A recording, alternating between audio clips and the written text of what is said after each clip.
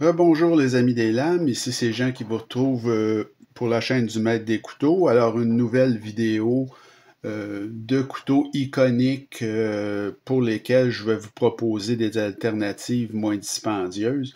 Écoutez, ce couteau-là ici, là, le Spyderco Capara, c'est un de mes couteaux préférés. Je l'ai dit à plusieurs reprises sur cette chaîne. Ce couteau-là est quasi, selon moi, sans défaut. Alors, c'est un couteau extraordinaire. Peut-être là que si j'avais seulement à garder 10 couteaux dans ma collection, vous pouvez être sûr que celui-là en ferait partie. Alors, on y va tout de suite. Le Capara, bien, c'est un design d'un Australien nommé Alistair Phillips, une collaboration avec Spyderco. Écoutez, c'est extrêmement réussi comme design, c'est très raffiné, c'est distinctif, ça garde en même temps l'esprit de Spyderco. Hein. On reconnaît un Spyderco quand on voit un Capara, mais on voit tout de suite là, que c'est un peu un Spyderco exotique, si vous voulez.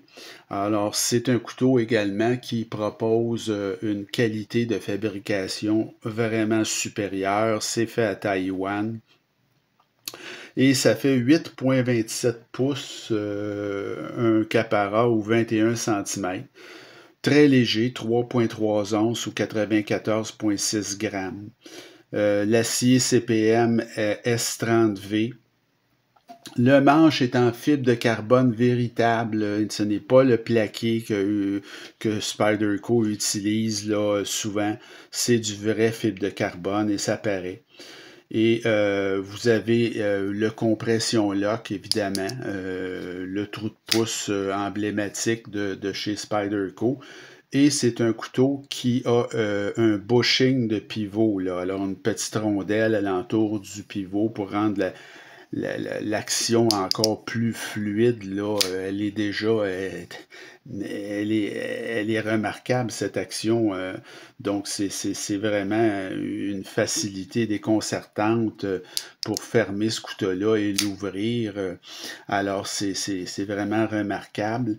Et au niveau de l'ergonomie, c'est tout aussi remarquable. La seule petite chose, c'est qu'il n'y a pas de dentelure, mais bon, c'est plus ou moins grave parce que vous avez une petite rampe ici, là, et vous avez une position avancée, mais même la position régulière, c'est une prise à quatre doigts.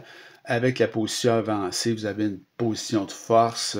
Vous avez beaucoup de lames aussi sur ce couteau-là. Vraiment, comme je vous dis, on cherche vraiment les côtés, disons, moins intéressants parce qu'il n'y en a pas.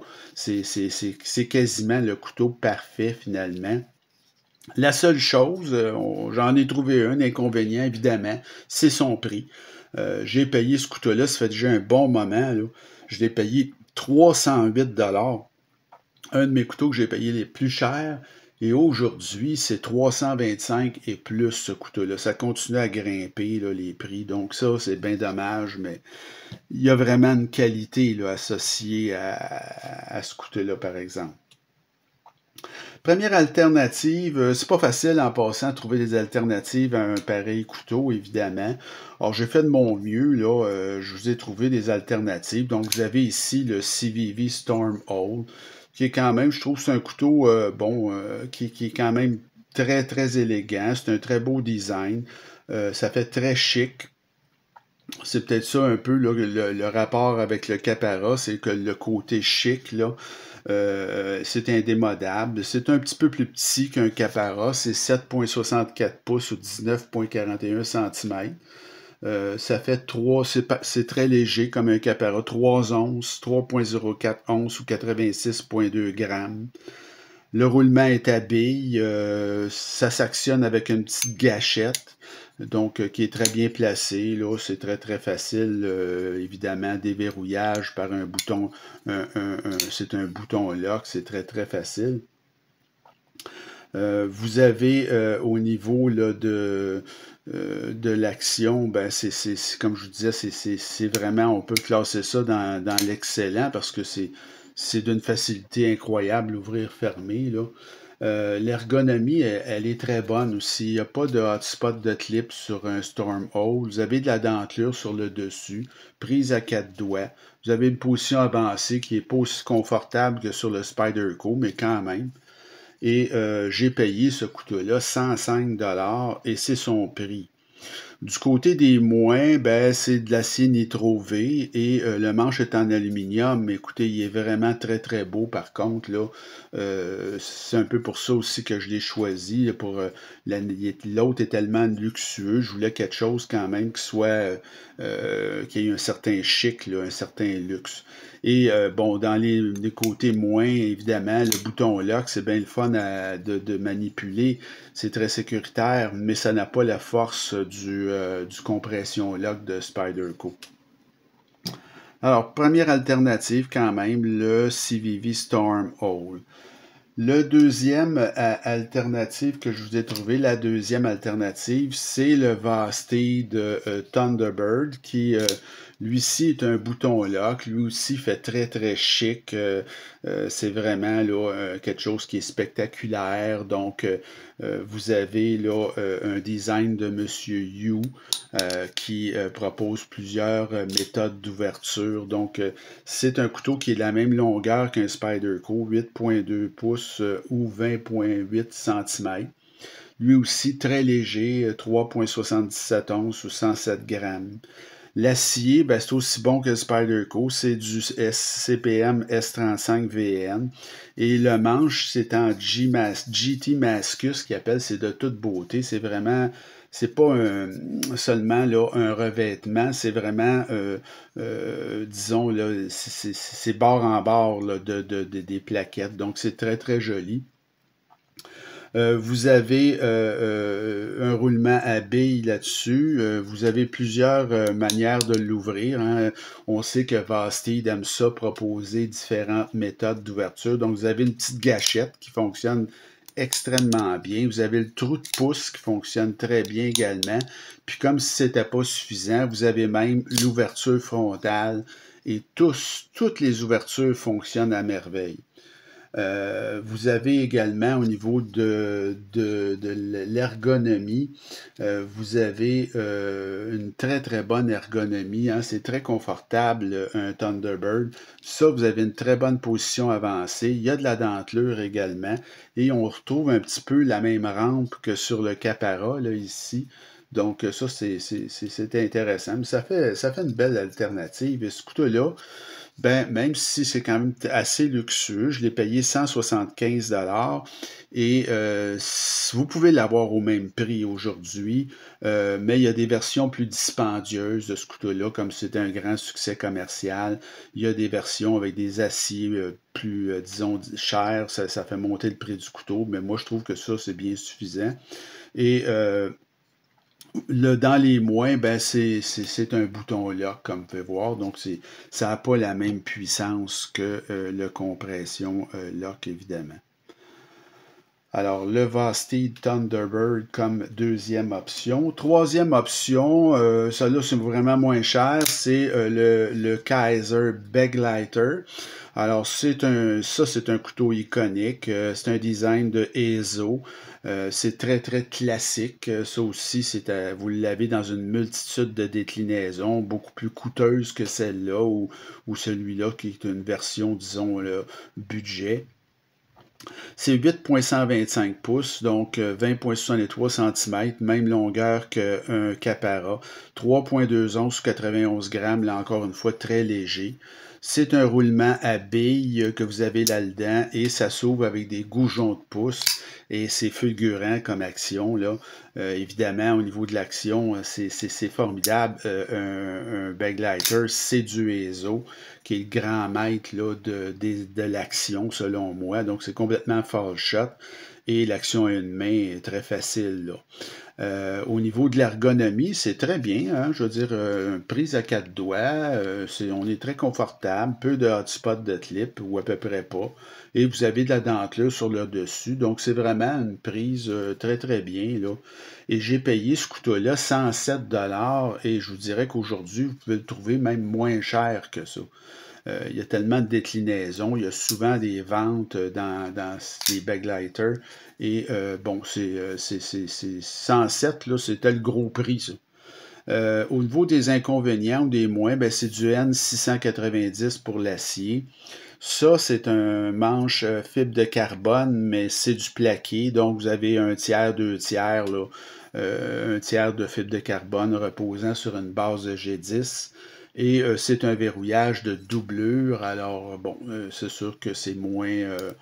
faut faire attention un petit peu aux doigts, là, parce que c'est tellement fall shot. Mais c'est quand même une belle alternative, je trouvais, là, dans les mêmes tailles. Donc, le Kaiser Backlighter. Notre prochaine alternative, je vais vous surprendre un peu. Je suis retourné chez Spyderco, puis un couteau qu'on parle pas souvent, là, c'est le Manix. Hein, le Manix 2, moi je l'ai ici dans sa version, pas la version light, mais la version régulière. C'est un design de Eric Glesser, ce couteau-là, et ça fonctionne extrêmement bien. Évidemment, c'est un look tactique là, effrayant et c'est très, très puissant là, comme couteau. Je vous dirais que c'est dans les mêmes proportions là, qu'un Capara. C'est 8,03 pouces ou 20,4 cm. C'est pesant, par contre, un peu le Manix, là, 4,89 onces ou 137 grammes. Donc ça, j'aurais pu le mettre dans les inconvénients même, là. L'acier, c'est la même chose, CPM S30V. Le manche est en G10. Vous avez là-dessus un système de verrouillage très particulier qu'on appelle verrouillage à billes flottantes. Et je ne sais pas pourquoi d'ailleurs, ils n'en ont pas fait plus grand usage. C'est extrêmement efficace, c'est puissant ce système-là. Et évidemment, pour l'ouvrir, c'est le trou de pouce de Spyderco et ça fonctionne à merveille, là. Au niveau de l'action, c'est vraiment formidable. Un Manix, l'ouverture, fermeture de ça, c'est sécuritaire et c'est très, très facile à une main, là. L'ergonomie d'un Manix, écoutez, on parle de peut-être un des couteaux les plus confortables de l'industrie au complet. C'est vraiment un exemple, une référence en matière d'ergonomie, ce couteau-là est juste extraordinaire. Donc ça là-dessus, c'est indéniable, un Manix, vous ne pouvez pas trouver plus confortable que ça. Et ce couteau-là, ça fait longtemps que je l'ai acheté, mais je l'ai payé quand même 173 $. Puis j'ai vérifié aujourd'hui, vous pouvez l'avoir à peu près à 195, peut-être à 200, mais ça ira pas chercher en haut de ça. Il y a quand même une grosse différence avec un Capara, là. Au niveau des moins, ben le look, on va se le dire, là, il y a beaucoup de gens qui disent, mon Dieu, que c'est un excellent couteau de Manix, très fort, tout, mais c'est pas beau, c'est laid. Il y en a qui disent que c'est pas l'esthétique d'un Manix, mettons que c'est pas ce qu'il y a de plus beau. Alors, ça plaît pas à tous, disons ça comme ça. C'est plutôt lourdeau, comme j'ai dit tout à l'heure, faut le mentionner. Et le prix est à la hausse de ce couteau-là. Mais quand même, je le mets en alternative parce que à 173 que j'ai payé, moi, c'est toute une différence avec le Capara qui est plus de 300 $, là. Et la dernière alternative que je propose pour un couteau moins coûteux, mais quand même qui est très chic, c'est le Vosteed Raccoon, mais dans sa version aluminium. Donc, c'est très joli ce couteau-là. Écoutez, c'est un grand design de M. Yu. C'est le Vosteed le plus connu, hein, le Raccoon. Mais là, ici, vous l'avez dans une version avec un manche en aluminium travaillé. Il est très, très beau. Ça fait vraiment très, très chic. C'est indémodable, ce couteau-là. C'est pleinement ambidex parce que le mécanisme de verrouillage, c'est un mécanisme par barre qui fonctionne très, très bien. Et c'est un petit peu plus petit, c'est 7,6 pouces ou 19,31 cm. Le poids est très raisonnable à 3,57 onces ou 101 grammes. Comme je vous ai dit, c'est un verrouillage par barre qui, Vosteed vous fournit des ressorts là, additionnels, mais ça brise jamais, c'est pas compliqué. Donc, vous avez un roulement à billes et ça s'ouvre avec des goujons de pouce, donc très, très sécuritaire, très, très facile à opérer.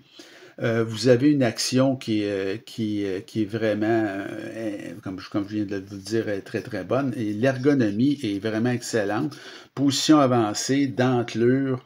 On est très très confortable avec un Raccoon, surtout cette version-ci avec le manche en aluminium là, qui est vraiment de toute beauté. Et le prix payé de ce couteau-là, écoutez, là, ça c'est remarquable. Même si les matériaux sont quand même, comme je vous dis, font très luxueux, j'ai payé ce couteau-là 98 $ et c'est son prix. J'ai pas eu de bargain ou de vente, là, c'était vraiment le prix demandé.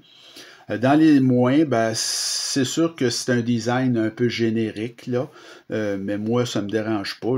J'apprécie beaucoup. Je trouve qu'au contraire, ça va bien vieillir.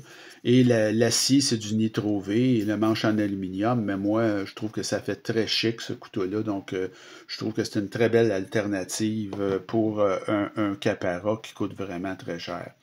Alors, voici les cinq alternatives moins dispendieuses. J'espère que la vidéo vous a été utile et que vous avez apprécié. On va poursuivre la prochaine vidéo. Je vais vous faire une présentation, évaluation d'une acquisition très récente que j'ai faite d'un couteau formidable qui malheureusement est toujours en rupture d'inventaire. Le Vastid Martin. Donc ça, c'est une application, si vous voulez, intelligente d'une recommandation qui avait été faite à Spyderco suite au Spyderco Smock où Kevin Schmuck avait utilisé le compression lock de Spyderco, mais avec un bouton. Et Spyderco n'a jamais daigné faire d'autres modèles qui proposaient cette trouvaille-là de Kevin Schmuck. Donc, ils sont restés seulement avec le Spyderco Schmuck qui utilise ce système. Mais maintenant que le brevet n'existe plus, ben Vastid, eux, ont été pas mal plus brillants et ils utilisent ce système-là, et notamment avec le Martin. Vous allez voir, c'est un couteau extraordinaire. Mais comme je vous dis, malheureusement, toujours en bris d'inventaire. Alors, ça sera notre prochaine vidéo. Il me reste à vous souhaiter une bonne fin de journée. Continuez à vous abonner et à m'écrire et on se retrouve très bientôt. Salut!